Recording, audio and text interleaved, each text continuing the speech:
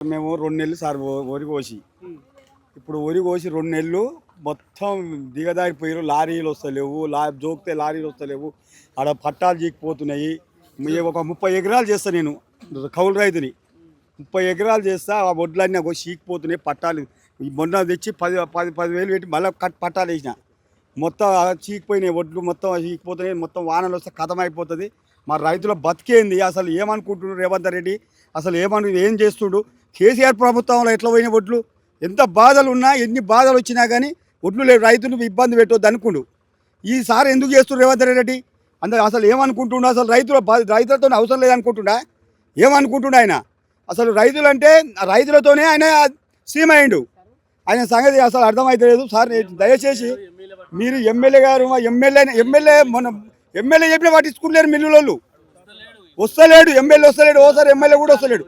MLA వచ్చి సహకరిస్తాను, అన్ని చేస్తా, ఒక్క గింజ లేకుండా కొనిపిస్తా, మిల్లుల కాడికి పోతానే మాట్లాడతా అన్న ఎమ్మెల్యే ఇవాళ వస్తలేడు. ఇంతవరకు రాలేదు. ఇవాళ వస్తానట, మీటింగ్ ఉందట. మీటింగ్ అయిపోయినాక మాట్లాడతానట. ఏం మాట్లాడో. మేము సత్యరోగం ఉంది, ఒక 10 లక్షలు పెట్టుబడి పెట్టి ఉన్నా. అప్పులు తెచ్చి పెట్టినా. మా బతుకులు ఏంది, మా స్థాయి ఏంది, మా కథ ఏందని కొంచెమైనా కనకరించాలి సీఎం గారు. అసలు ఏమనుకోడు సార్? దయచేసి ఇప్పటికైనా సరే, ఇప్పుడు జోకినా కానీ ఇంకా 4 రోజులు కావాలి వడ్లు, ఇంకా 4 రోజులు కూడా అయిపోవు. అసలు ఏమనుకుంటున్నాం? మొలకలు వస్తే మేము ఉరి పెట్టుకొని రావాల్సిందే. ఏది ఉన్నా మా వడ్లకేమైనా నీ వల్లనే మేము చచ్చిపోతున్నాం. ఏది రైతుకున్న బాధ ఏం లేదు. నువ్వు రైతులను చూసుకోవాలి. నీకు రైతు భరోసా ఇవ్వద్దు, మాకేమొద్దు. రైతు బంధు వద్దు, మాకు ఏదొద్దు. వడ్లు కొను, రైతులకు వడ్లు కొని మాట్లాడు.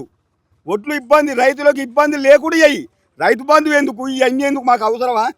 ఒక బస్తా 2,000 చేస్తున్నారు. 2,000 పెట్టి అయినా మేము మా బతికేంది? మా బతుకు దీని మీదనే ఉంది. ఇదే పోరాడతాం అని మేము చేస్తున్నాం.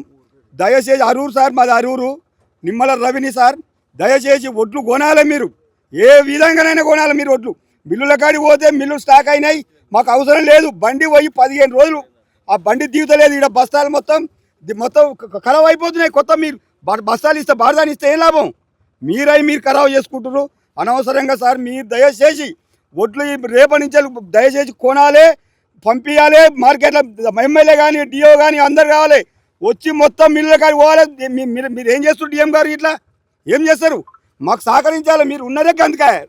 రైతు వేదిక కట్టి రైతులని సాసారాని ఇవన్నీ చేసుకుంటా మాకు ఆగం చేస్తారు. సార్ దయచేసి మీరు మిల్లుల కాడికి పోయి మాట్లాడాలి. ఫస్ట్ మీరు ఇవన్నీ కాదు, మాకు మిల్లుల కాడికి పోయి మాట్లాడాలి. బారదాను ఖరాబ్ అయిపోతుంది. మళ్ళీ బాధ ఇప్పుడు బీఆర్ వాళ్ళు కూడా వెళ్ళిపోతున్నారు. వాళ్ళకి అన్నం లేదు. వాళ్ళు 15 రోజులు కాంట పని చేసి వాళ్ళు ఏం తింటారు? ఏం చేసుకొని తింటారు వాళ్ళు? బీఆర్ వాళ్ళు పోతే మా బతుకులేంది?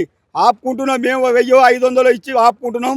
దయచేసి సార్ మీరు వడ్లు చేయాలి. డిఎం గారు రావాలి, రేపు దిగాలి, మిల్లుల కాడికి పోవాలి. ముద్దపురం, చిత్తపురం ఇవన్నీ మిల్లుల కాడికి పోయి, ఒలిగొండ మిల్లు కాడికి పోయి ఇవన్నీ చేయాలి సార్. దయచేసి మా వడ్లు గింజలు కొనాలి సార్. దయచేసి దండం పెడతాం. కానీ మేము బతికే కోపు లేదు.